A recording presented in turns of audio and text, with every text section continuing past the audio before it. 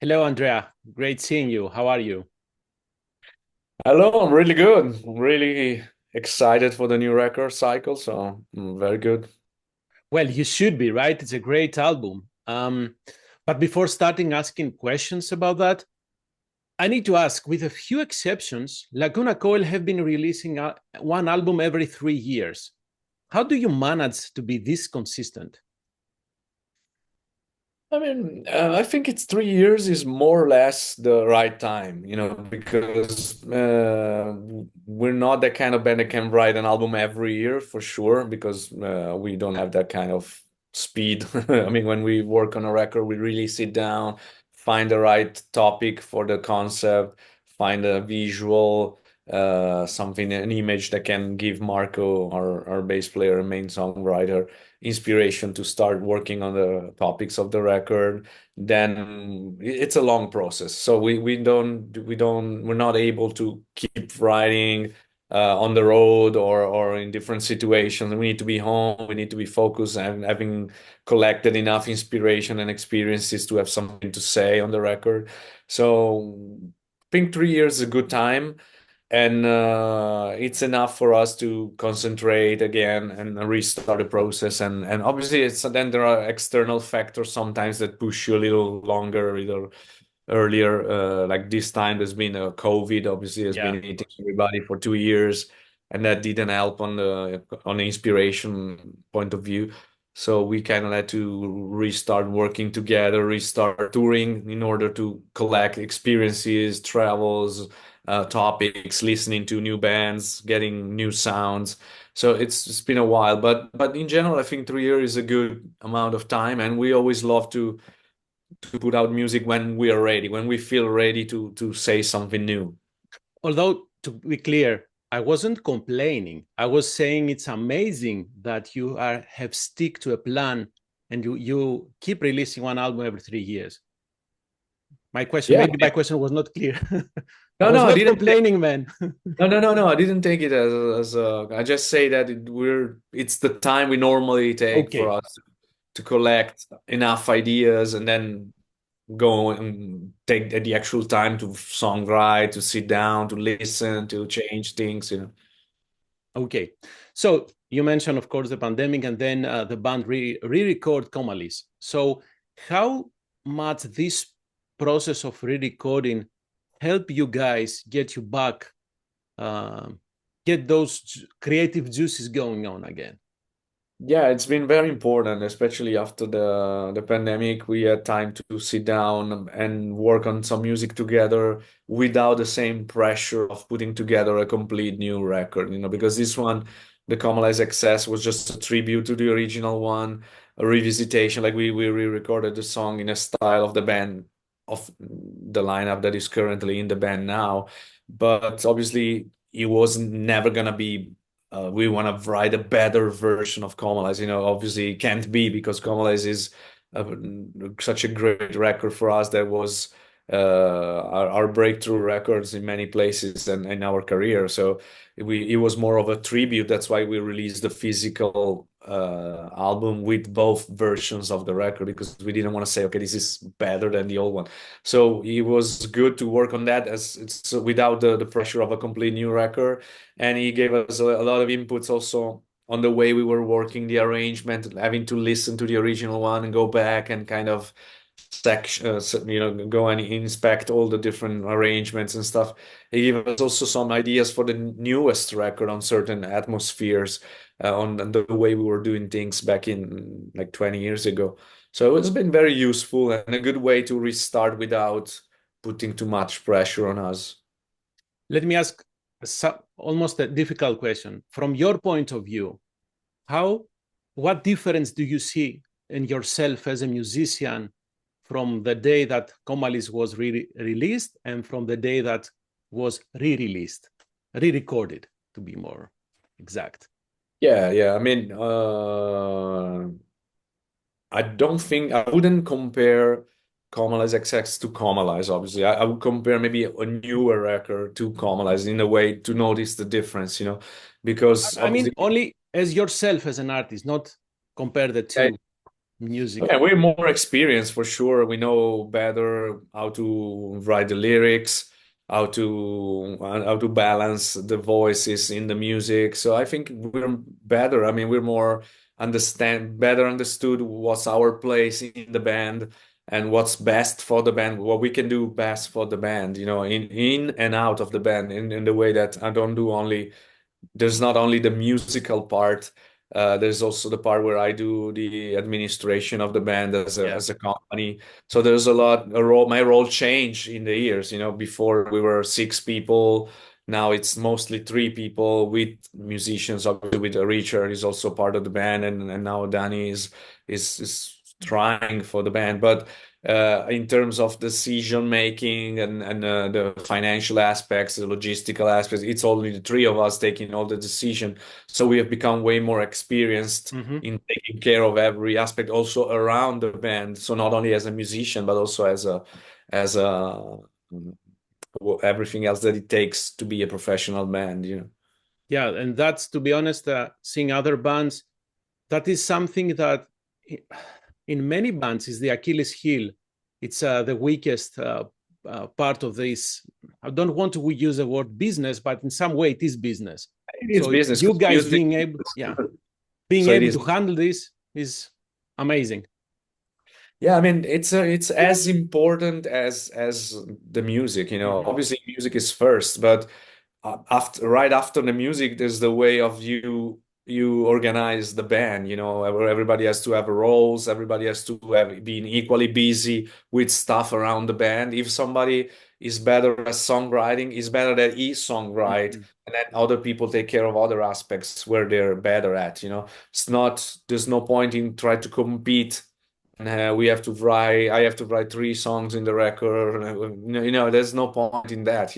Whoever is doing the better job at it should do it. Instead of then obviously we always see everything together and then we discuss and we change things. But it's important that everybody understand what's his role in the band, in and out of the artistic side of things. Yeah. So let's talk about Sleepless Empire. And in the beginning, as you described how you work on this on a new album, you said you decide the concept. So the concept comes before you guys start working on music and lyrics. Yeah, I mean, Marco maybe collects already some riffs, some drum pattern, some ideas that he has, and I collect titles and ideas for lyrics, phrases that I can use and stuff. Oh, that's always happening, that never stops. Even now after the recording, we still do it. You put it on the side and then you use it later. But first, we need to focus on one possible title for the record and one image that represent the record. In this case, was the crow was the image, and then once we have that, we fully start working on the album. Without that 2 things, we kind of feel a little bit lost. We don't, especially Marco with the songwriting. He needs to have a picture in front of him and a title because he gave him a drive on going certain directions. Obviously, he also has some music that is already written, but then to complete the album, he really needs that. And I think it's fair to say we are in a Sleepless Empire, right?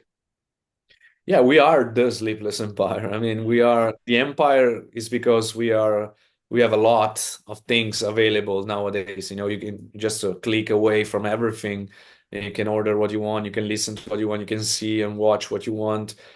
And on the other hand, we're sleepless in a sense that people is just always connected, always on, but very rarely using this connection for something more important or something like the day-to-day life. And so not everybody, obviously, but in generally speaking. But I think we're lucky that we're an older generation, so we had experience on the analogic world before the internet, and we have experienced the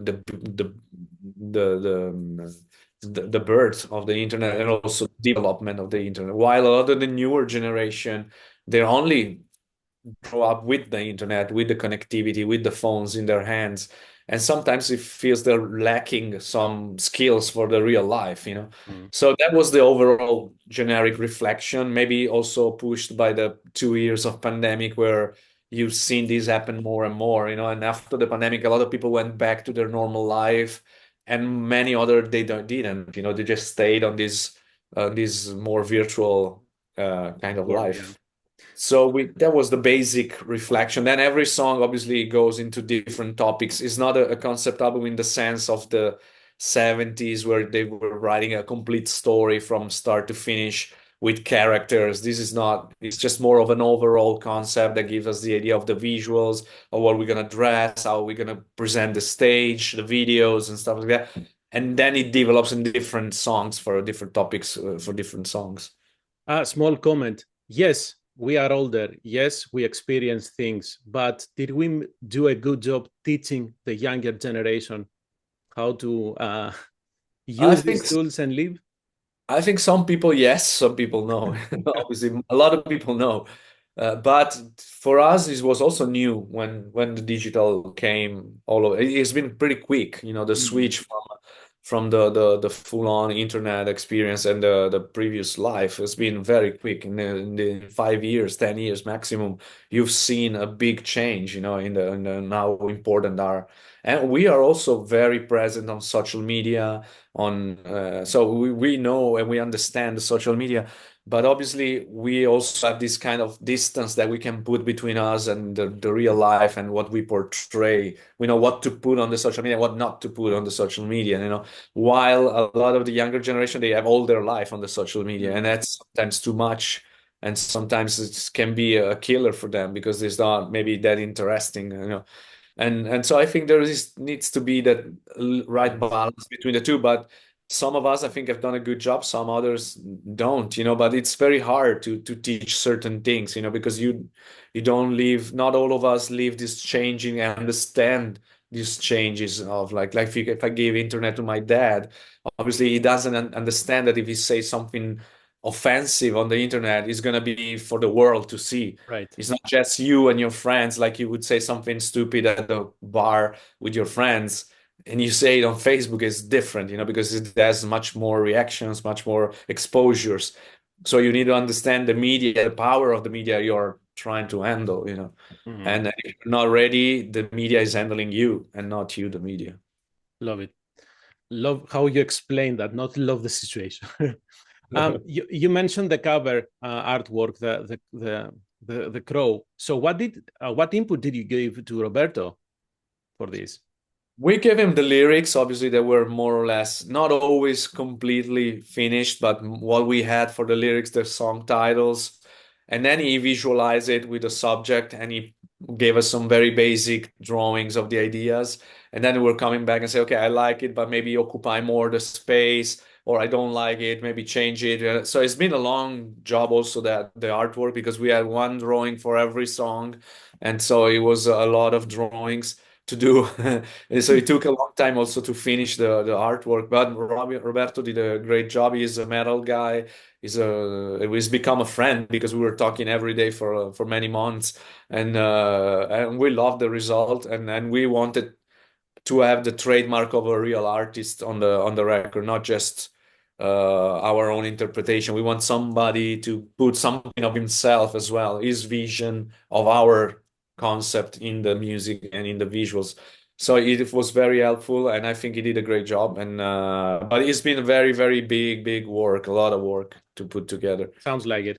Um, it would be nice to release some of these maybe drafts that you had as potential cover artworks.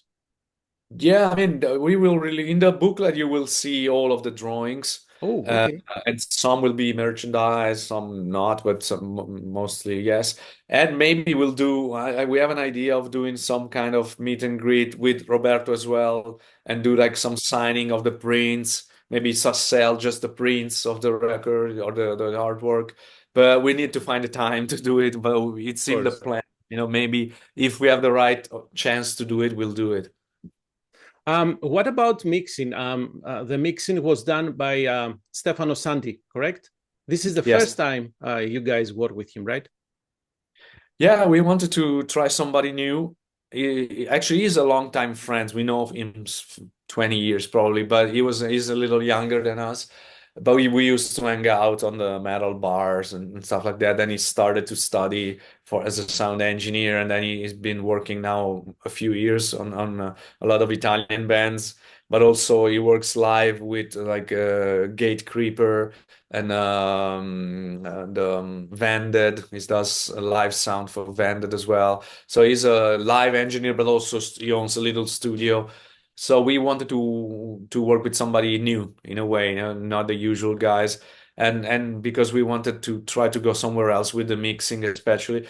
And we worked first Never Done with him, like almost a year and a half ago or more, and then we did in the meantime, and then we've done the whole album. So it's been step by step working with him, let him understand what we wanted. And it was never also part of such a big project. It was the first time for him to record with such a long time in the studio, and so it was very good experience. And in the end we're really happy with the result, but obviously we needed also to work with him a lot, because to get somebody outside of the band getting in the right mood, it takes time, same for Roberto and everybody that contribute on the outside. Since you mentioned bringing someone from the outside, you had Randy Blythe doing some guest vocals and hosting the shadow. So Yeah. first of all, what was his contribution? Did you provide all the vocal lines for him? Yeah, we wrote all the parts, and he recorded the parts and the lyrics we gave him, but also he added a few arrangements here and there on his own, and it was great. And we know Randy for over 20 years. We've toured together on Ozzfest 2004 for the first time. He's a friend. We're fans of Lamb of God. Randy is a fan of Lacuna Coil, and we're also friends beyond the music. We tour many times together, but we also, when he finished the European tour, sometimes he comes to Milan and we go out, hang out, have a lunch together, go to see a photo exhibit.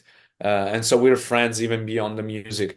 And so it was, once we decided we want to try to have a couple of guests in our record, because we never had vocalists as guests.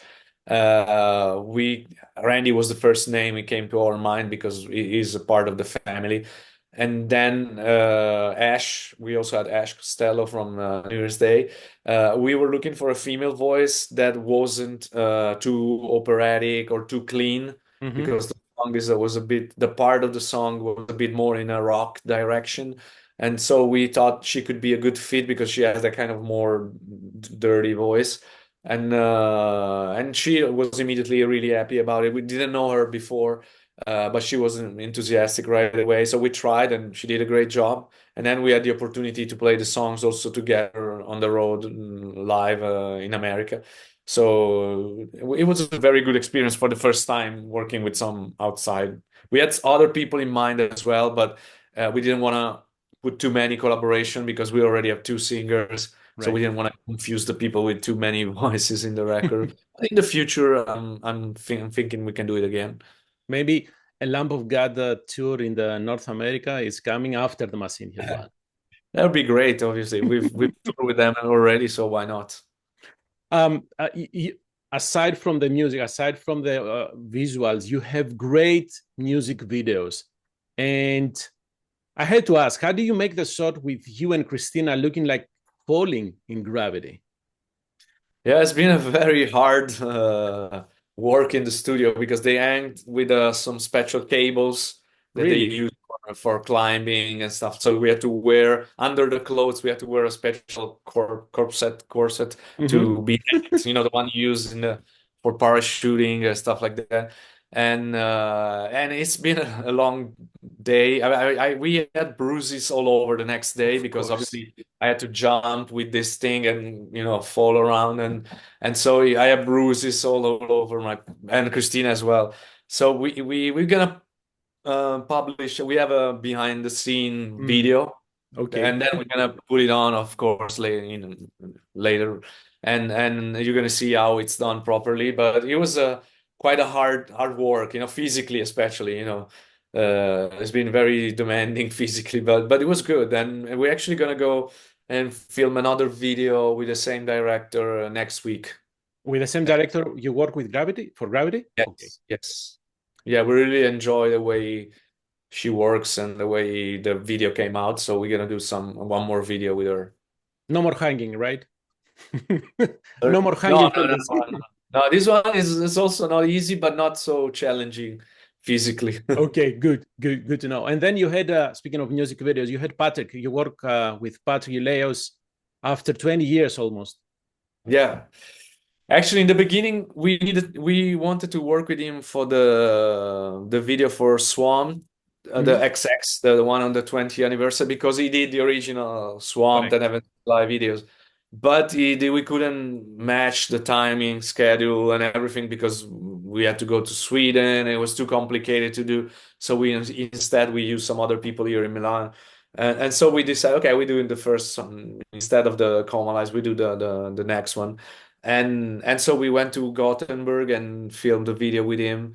Although I have to say we didn't have the full direction of the concept yet, because we had the song but not all the full ideas of the clothing and everything. So it was more we had to find a compromise between the look and the story of the video. But I think it turns out pretty good, and it was just more of a it was a bit more hard to focus on the idea in the beginning. Oh, it looks great. Aside from the album and the usual merchandise that you have a new item. You have a Lacuna Coil coffee. Oh So yeah. hold on. Sleepless Empire and coffee. You are not helping here. Yeah, we also have the mug. Correct. That says having trouble So, sleeping, drink yeah, coffee. What are you yeah. doing? Yeah, we wanted to do coffee for a long time. The problem is that obviously Italian coffee and American coffee are different. Like Yes. the coffee that is being drunk in North America is the typical, we call it in Italy, we call it Americano, which is Mm-hmm. American basically, because it's the long black coffee. And we also drink it here, but it's not the main way to use coffee. We drink more of the espresso, the short cup espresso. And so we needed to find a compromise on how we do this Italian style coffee in America. And then finally we found somebody that could make it with a Italian style roast to be used in the coffee. And I think it's a good idea. I mean, it's just an extra thing, and it fits really well with the concept of the record. So I think it was the right. We had the idea already in mind, but I think this was the perfect time to release a coffee. I was hoping for you guys to have also a whole beans version, to make your own espresso, right? Yeah, yeah, that could be maybe in the future. I will see how this is going, and then we can decide for that, or maybe even have the one in the cans, the cold coffee as well. Mm. I mean, we'll see. I mean, we'll see how it's going, and then we decide. You also have a game hidden.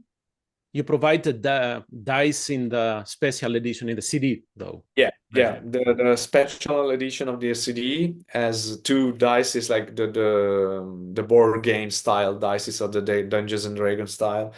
And instead of the numbers, you have symbols, always Mhm. designed by Roberto, the same guy who did the artwork.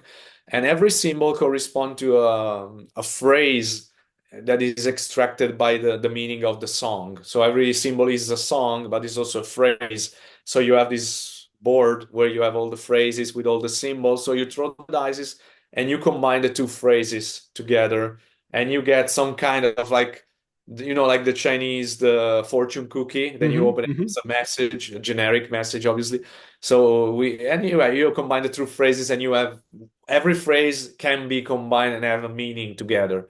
So it's like we call it like the oracle. It It's will a be very nice. simple game, but It will be nice to have it on the vinyl too. But hey, I'm not complaining.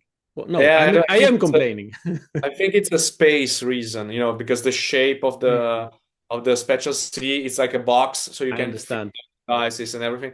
While the vinyls you can't, so you need to make a different shape. It would be really expensive and to produce Exactly. it. So we mentioned that the upcoming tour in North America with Machine Hidden in Flames. How much time will you have on stage? I believe it's gonna be around 50 minutes, probably Okay. 45, And something. have you decided how many songs from the new album will you be playing? That's a struggle we're facing now because obviously we kind of have to play the new songs, but we also have to play some of the old songs. So we're struggling to Tetris the set list now. Tetris. I believe there's gonna be a 50-50 more or less Mhm. between old and new. But maybe we might not play in the meantime because we have played that one already in the previous North American tour. So maybe we can skip that. Maybe do Oxygen, Gravity, what's that? Never Dawn, and maybe another of the new ones that we're gonna release the video for. And then the rest is gonna be the old songs. So more or less 50-50. And since visas are so expensive, is there a plan to have Lacuna Coil coming to North America again this year? Yeah, not this year, not this year, next Okay. year for sure. This year is impossible because we have to do, after we've done that, we do the festivals in Europe, then we're gonna tour Europe, and maybe there's another month in December, and maybe we might go if in Asia or Australia, either in the end of the year or in the beginning of the new year. And after that, we can come back to America for sure. But we will come back for sure, obviously. Last and short question. Is there any plans to design a Laguna Coil board game? We've talked about it. I'm not excluding it, but we're not on it right now Of because course. we're releasing something else in the mean that we already prepare. We have 2 or 3 things that we have to release, kind of connected to that, but not a full game yet. But it's in the plans. Maybe we'll need to find the right time to concentrate and work on it because it's not something, it takes time to do something Oh, like that. yes. Oh, yes. Andrea, thank you. Thank you very much for your time. Have safe travels and Yeah. see you in Chicago. See you in Chicago very soon. Bye bye. Bye. Thank you.